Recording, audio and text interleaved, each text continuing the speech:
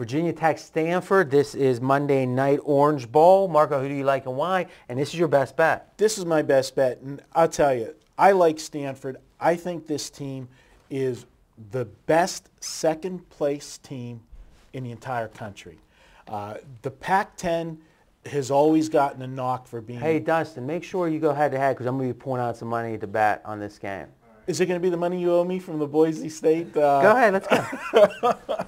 He always moves it along, This is Stanford team. This is not your typical Pac-10 team. When you think of the Pac-10, you think about finesse teams. You know, they can score, but nobody plays defense. Harbaugh has this team playing good football, hard-nosed football. They're a balanced team. They run and pass. They're what I call a 200 club member. They run and pass for both over 200 yards. I like them against Virginia Tech.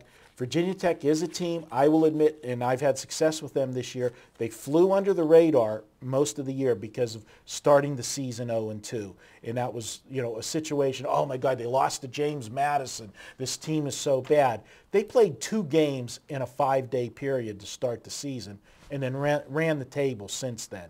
In that second game that they lost to James Madison. What would the line be if they didn't lose to James Madison? If they didn't lose to James Madison, for this game it'd be a pick 'em. All right. So do you think that James Madison game at this point is really telling? No, because I is the guy that goes back and, re-engineers the schedule. You had to be flat in that game. They played Boise State, the most hyped up game. You're saying that there's a game that's adjusted this line by 3.5 points, and you're still taking the team that is laying the 3.5. Because I still think Stanford is an underrated team.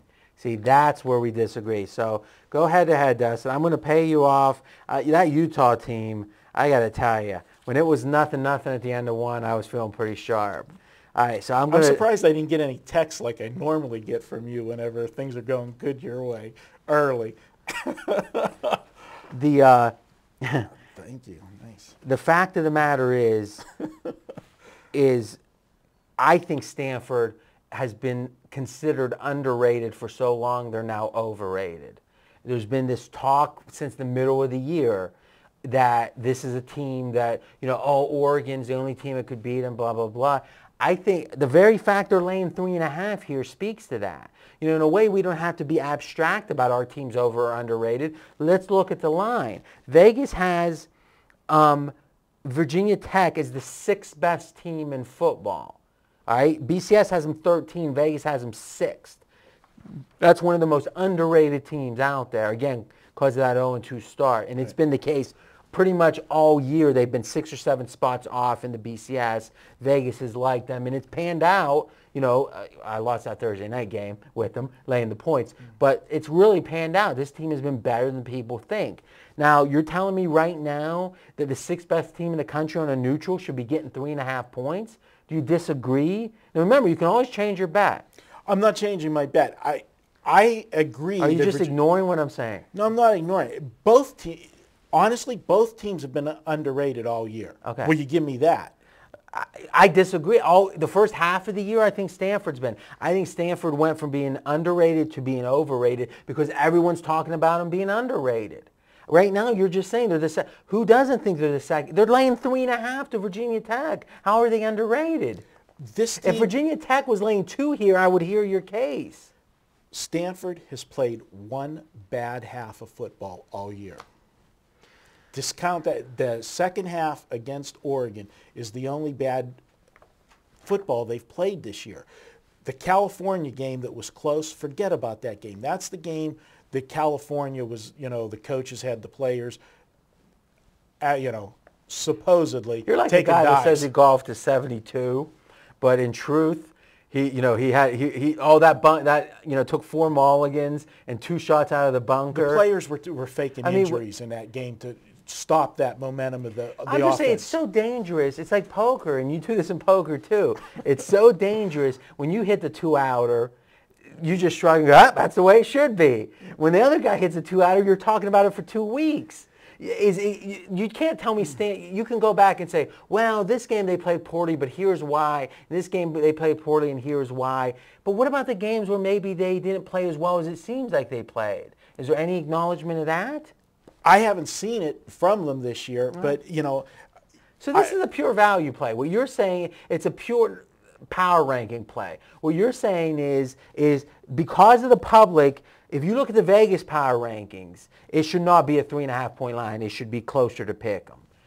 You're saying that your power rankings differ from Vegas significantly to the point that you think there's value. So what do you think the line should be here? 6.5? I don't think it should be that high. Well, what should it be to have value laying 110 at 3.5? Probably, can't be 4. Probably 4.5 or 5. All right. Well, at 5. So what you're telling me is that your value is on it landing on 4 or pushing on 5. That's not enough value to lay 110, is it? But in my personal handicapping, and this is where, you know, we get into these arguments on the value of them. I have Stanford winning this game by 8. So why should the line be 5 then? If you think they're winning by 8, the line should be 8. But my handicap is a result of what the game is. I don't set the lines like Vegas do. I'm not telling you that the line should be 8. I'm saying I'm playing it out the way I see this game. I see Stanford winning the game by 8. I think they have the best offense that Virginia Tech has faced this year. I was a little bit concerned about Virginia Tech in the ACC championship game. Florida State moved the ball well on Virginia Tech, and they were doing it with a banged-up quarterback, a backup quarterback. That scares me. This Stanford offense is good. But remember, this is back where it's always another level to things. When we handicapped that Florida State game against Virginia Tech, our take was that the backup might be better. That he might be, but I also gave that game out on my homepage that week. I gave out Virginia Tech as a play for the bowl game or the ACC championship game. I liked Virginia Tech in that game. They covered, but I wasn't impressed on how much yardage they gave up. It's hard to imagine that you can cover a game, which means you exceeded expectation, and you come out of that thinking negatively about the team. Because I look beyond the surface, sir. You got to look for the next game. You got to see things. All right. Well, listen. What's your record on your free best bets? We're 10-6 here on the video, and I'm going with Stanford. And when's the last time you had a normal job that you actually worked? I would have been 17 years old, sir. So 50 years, wait, how long, 40 years ago? I am 49, sir, okay? 49. The point I'm making is, though you haven't necessarily made your case very well, I think for the viewers and the listeners, the way you do things has won for 31 years. You've been kicking butt this year. You had the amazing baseball streak, 25 straight winners, never laid more than 120, and had more dogs than favorites.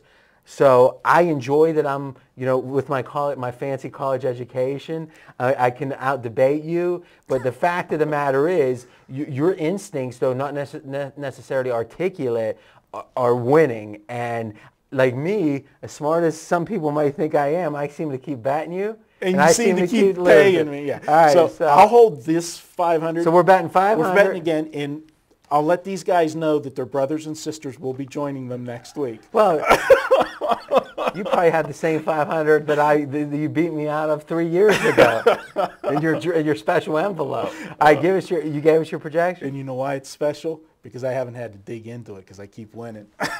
But your poker envelope, that's a different story. Did you give us your projection? I did 3 times, but I'll give it again. 34, 26. I just can't believe it. So I just keep listening. Can I give the guys a coupon too? Go for it. Okay. I want to give away some of your money. Yeah. All right. It is New Year, so the coupon's going to be New Year 10, all one word, New Year. So not plural. Not plural, just New Year 10. And you will get $10 off. Go to the shopping cart, enter it in the coupon code section. It'll automatically discount $10. And if the pick happens to be $10, it's free on RJ. And what's interesting is we're doing this on the January 3rd video. So those who are dedicated enough to watch the videos early are going to get to ring in the new year with a $10 discount. Right. Those who wait till game day, Well, you'll still get the discount, Yeah. but it's going to be weird typing in New Year 10. Yeah. Well, it's only because he forgot to give the coupon in his best bet earlier. Now it's your turn to continue the conversation in the comment section with Marco and me. And next up, we're looking at Arkansas and Ohio State on Tuesday in the Sugar Bowl. The Criminals.